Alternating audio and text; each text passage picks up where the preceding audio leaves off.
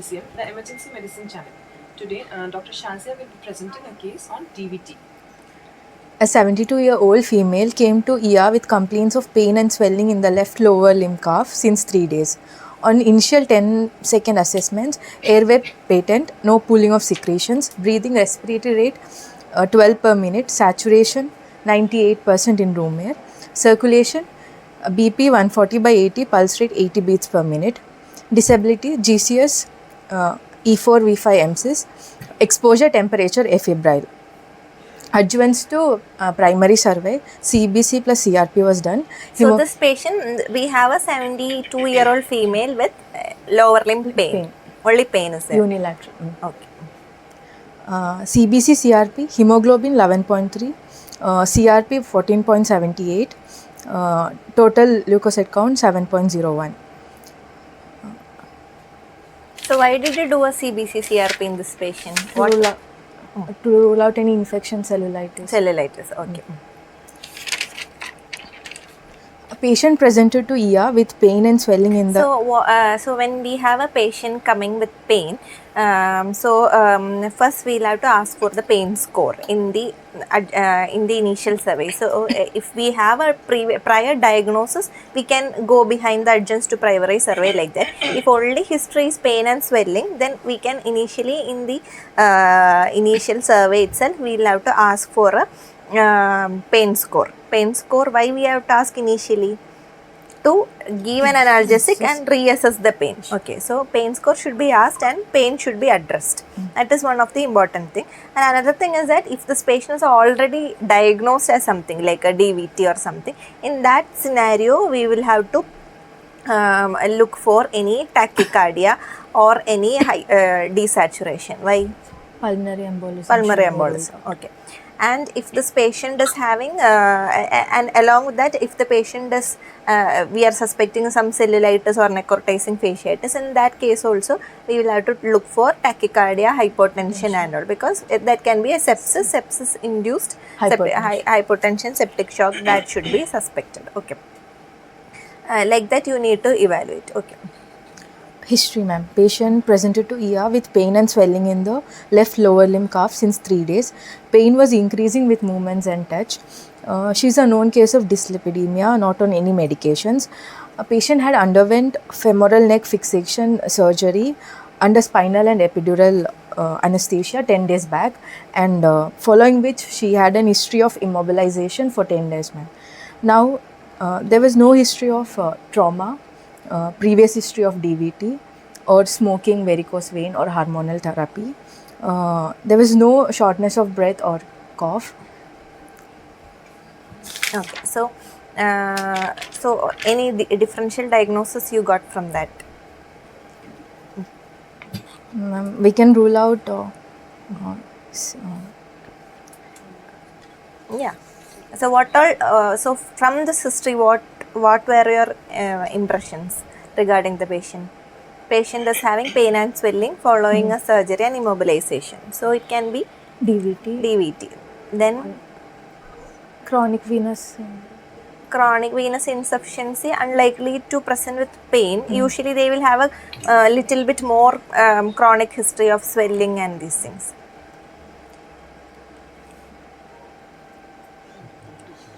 muscle pain. Muscle can be a muscle pain. Okay. Muscle cramps can be there. Cellulitis can be there.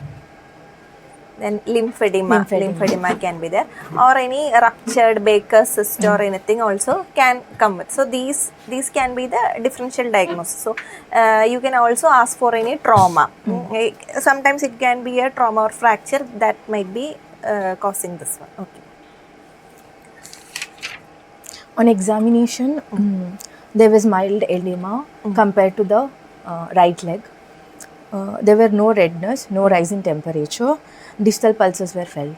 Okay, so when you are telling the examination, you need to look for, first we need to look on looking, or look, feel, touch, like that you need to go. So first when you are looking, you need to tell there is no gross deformity seen, no redness seen. By the look you need to give an analysis. Then by feel. When you are feeling, you need to look for the local rise of temperature and tenderness.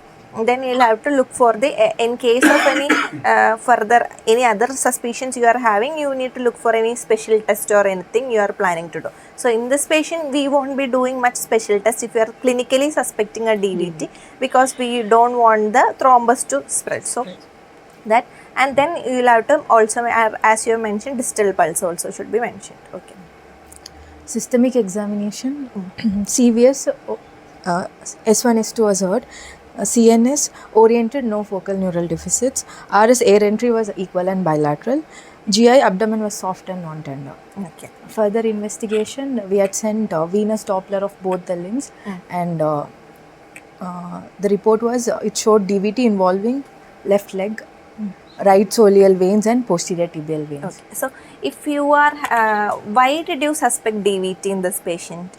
So you suspected a DVT and sent for a venous Doppler. So why did you suspect DVT? 10 days of immobilization. Okay.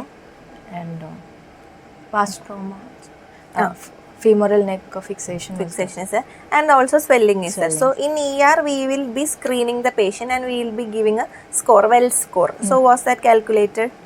Yes, ma'am. So what all are the components of well score? Active cancer.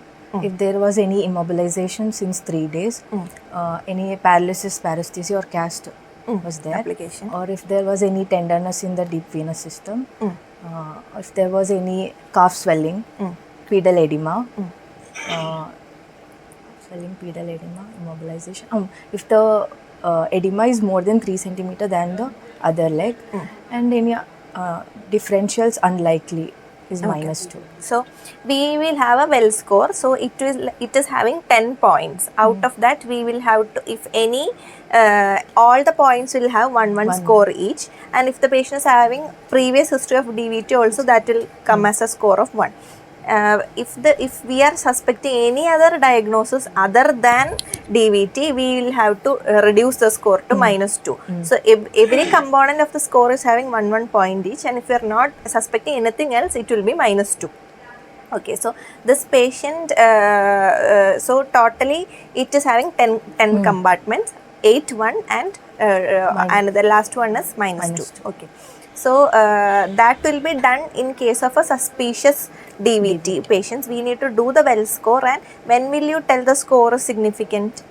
2 or more than 2. More than +2. More than +2 if there's, we need to clinically suspect. And if we are still suspicious, what will you do?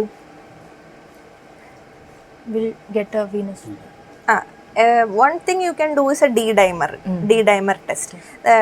D-dimer test is to rule out a DVT. You can do a D-dimer, and D-dimer, if it is coming as negative, we don't have to suspect a thrombus. But D-dimer will be positive in other cases also. Sraya, any other cases where DVT will be, D-dimer will be positive? Infections. Sepsis. Renal failure. And active malignancy. So if this patient is having a past history of malignancy and this patient is coming with a suspected DVT, there is no point in doing a D-dimer. It will be positive anyway. So if and even in pregnancy also, D-dimer will be positive. So if there are some other things that can make the D-dimer positive, then there is no point in sending D-dimer. We will have to directly go for the Doppler. Okay. So, so D-dimer is just the predicting factor only. So, if it is negative, we can rule out, but if it is becoming positive, we have to think of all other possibilities. Okay. So, a Doppler was done. Okay. And what was there? DVT involving right soleal veins and posterior tibial veins. Okay. Okay. Further, went for treatment. Low molecular weight heparin, 80 units per kg, initial dose, then infusion 8 units per kg. Okay. So the treatment you have told is not for this patient. So we have so this patient, we suspected DVT based on the patient's presentation. So so this patient had a surgery history and immobilization history. What other things can cause DVT? What all are the risk factors of DVT? Age, obesity, any hypercoagulable states, stasis, Okay. any malignancies, hematological malignancies, hormonal OCP, OCP. estrogen, any previous history of DVT, DVT. any immobilization, trauma, previous trauma, Or any and recent deep, travel. venous insufficiency, recent travel.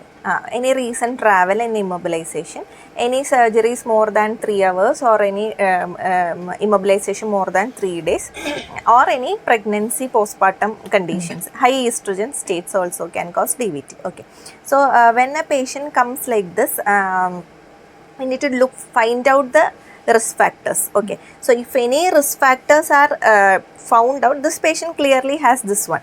So if we don't have anything, this patient didn't have any immobilization history, and this patient is diagnosed to have DVT, and here our patient is stable, only thing we have diagnosed a DVT, we will have to work up for the DVT. Okay, so since here there is a clear history, we don't have to, but otherwise we will have to work up. So what all other blood tests will you send?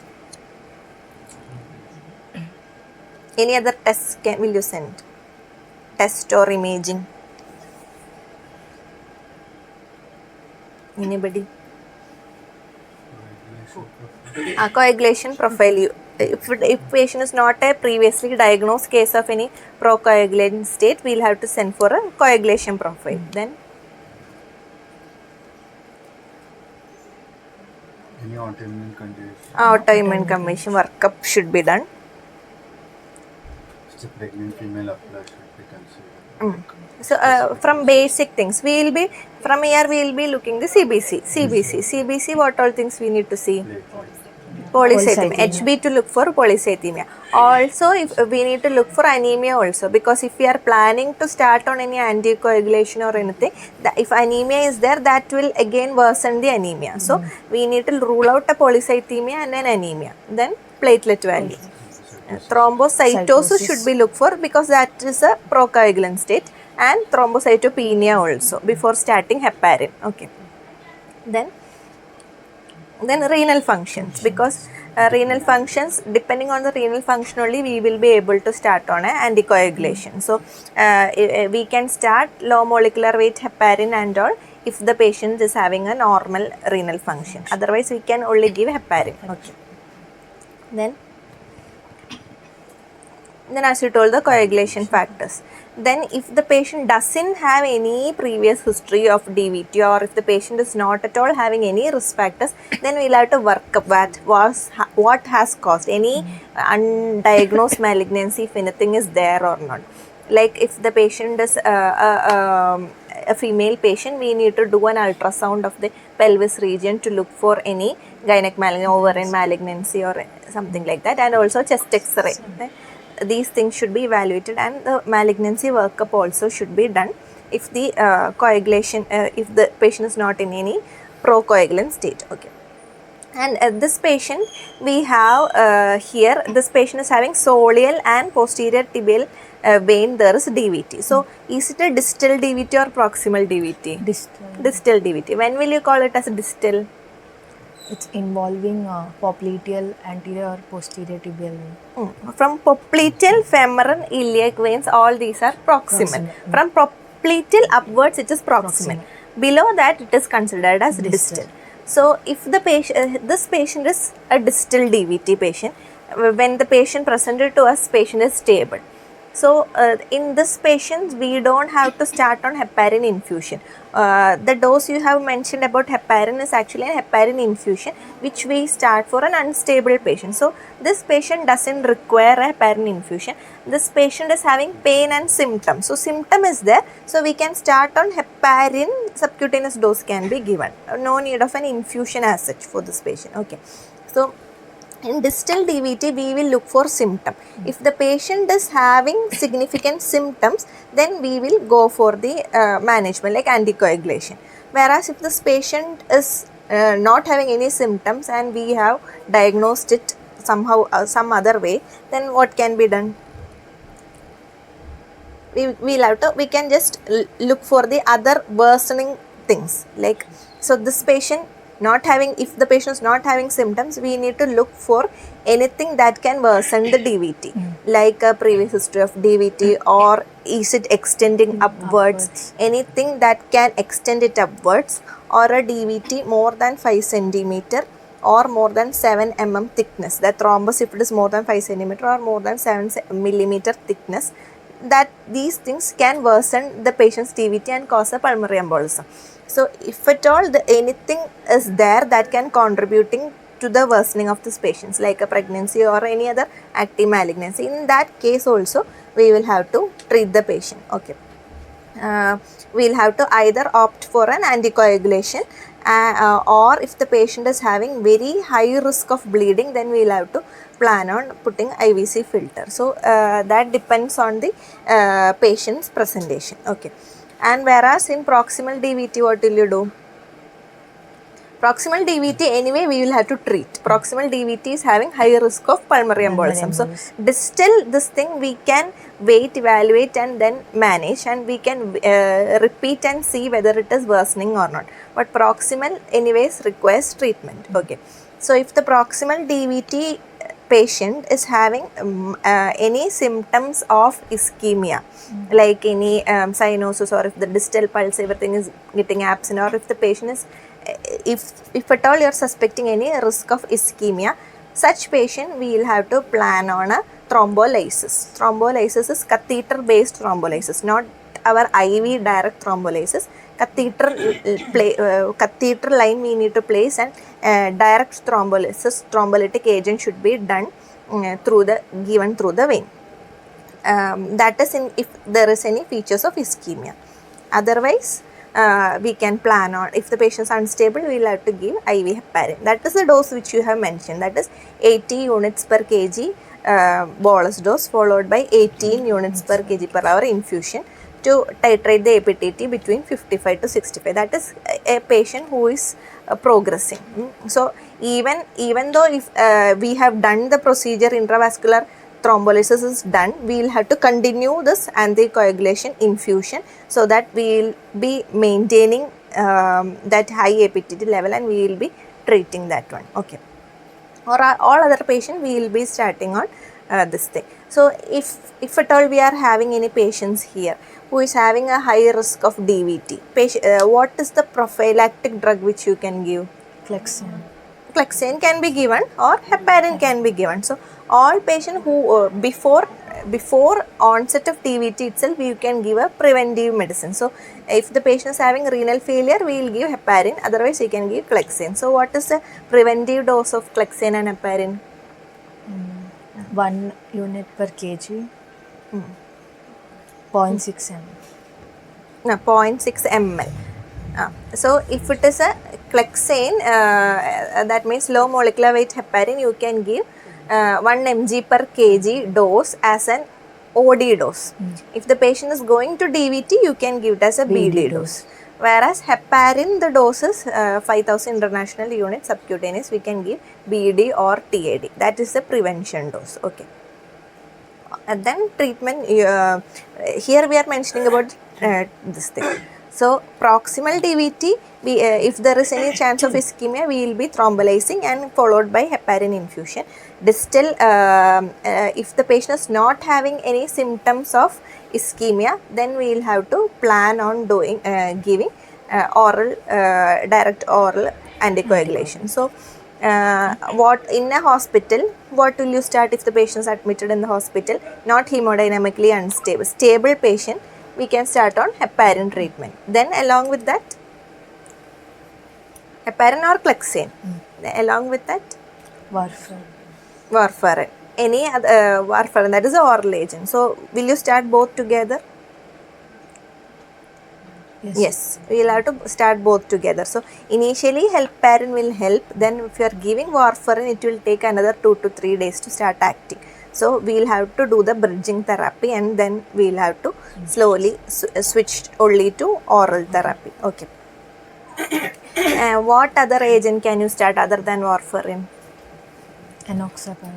Enoxaparin, then fondaparinux, Apixaban, Pixaban, Dose, anybody? Apixaban or 10 mg oral. So apixaban if you're starting, 10 mg oral. 10 mg OD for 7 days followed by 5 mg OD. Then Rivoxaban 15 mg oral. Rivaroxaban 15 mg twice a day for 21 days. Then you can give 20 mg OD dose. Then dabigatran can be given. 150 mg BD dose can be given. These are the other agents. Other than warfarin, you can start these agents. Okay. So before planning on an anticoagulation, we need to look for any bleeding risk. So before directly jumping into anticoagulation, you need to see whether a patient is having any renal failure or any hepatic problem or any bleeding tendency like a thrombocytopenia, prolonged INR, something like that should be looked for. And if at all the patient is having a high bleeding tendency, we won't be able to start on these agents. In that case, what can you do? The patient is having DVT, especially a proximal DVT. We know this will progress, but we are not in a stage to give any oral or any subcutaneous coagulation agent. What can be done? IVC filter. IVC filters can be placed in such patient. If the patient is in the hospital, we can give compression stockings and with varying pressure we can give. Otherwise, this patient will have to go for an IVC filter. Okay. So, in this patient, when all will you suspect a pulmonary embolism, this DVT causing a pulmonary embolism? Tachycardia and desaturation. So most common thing which we usually see in a pulmonary embolism is tachycardia. Then in ECG, T inversion, S1 Q3 T3. S1 Q3 T3. Sinus tachycardia. Sinus tachycardia. So ECG, whenever you are telling, you need to tell sinus tachycardia first, because S1 Q3 T3 will be seen in only less than 30% of the individual. So sinus tachycardia is one of the key factor. Okay, so always look for these things when the patient is in the hospital. Okay. So you will have to start on a bridging therapy and then discharge the patient. And when will you plan discharging these patients? Depending upon the risk factors. Depending on the pain and swelling, whether the pain everything has subsided. That means we don't want the patient to go home in ischemia. So if the pain is subsiding, that means that ischemic risk is coming down. When the patient is able to mobilize properly, in such conditions only we will be able to discharge the patient. And we need to, before discharge, if the patient is on any warfarin like agents, we need to titrate based on the patient's INR value. Based on the blood values and blood parameters only, we will be able to discharge the patient. And how long will you ask the patient to continue the anticoagulation agent? Depending on the risk factors. Risk if factors, it is yes. distal and does not have any other risk factors, 3 months. If on OCP or hormonal therapy, 6 months. If there is any big risk like malignancy and all, lifelong. Malignancy, till that risk factor is going away from the patient, we will have to continue. Or if the patient is having any procoagulant state, then patient will be lifelong procoagulant state. That stage we will have to continue lifelong. Okay, that is how you treat it. Okay, anything else? Okay, thank you.